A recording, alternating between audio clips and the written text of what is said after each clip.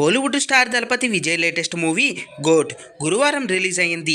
వెంకట ప్రభు దర్శకత్వం వహించిన ఈ తమిళ సినిమా ఆడియన్స్కు ఎక్కేసింది, కానీ తెలుగులో మాత్రం అంత గొప్ప టాక్ తెచ్చుకోలేదనే చెప్పాలి.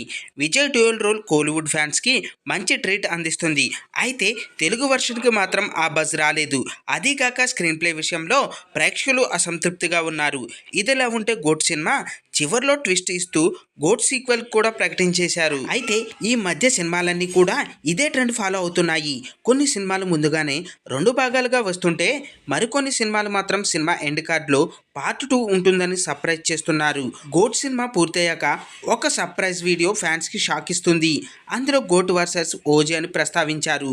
అయితే ఓజీ అనే పేరు వినగానే పవర్ స్టార్ పవన్ కళ్యాణ్ సుజిత్ కాంబోలో వస్తున్న ఓజీ గుర్తుకు రాగమానదు. ఆ సినిమా సెట్స్ మీదకు వెళ్ళినప్పటి నుంచి పాన్ ఇండియా లెవెల్లో ఓజీ ట్రెండింగ్లో ఉంది. అయితే విజయ్ గోట్ సినిమా సీక్వెల్ గా ఓజీ అనే టైటిల్ అనుకుంటున్నారు. ఓజీ టైటిల్ ఆల్రెడీ పవన్ సినిమాకు పెట్టారని చెప్పవచ్చు.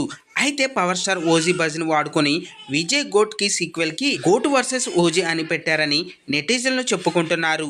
ఓజీ అనే టైటిల్ ఇప్పుడు ట్రెండింగ్లో ఉంది కాబట్టి ఆ టైటిల్ తీసుకున్నారని అంటున్నారు.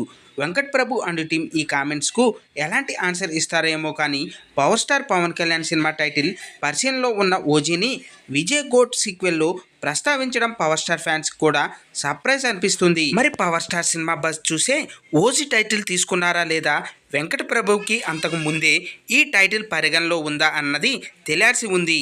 ఫ్రెండ్స్, దీనిపై మీ అభిప్రాయాలు కింద కామెంట్స్ రూపంలో తెలియజేయండి.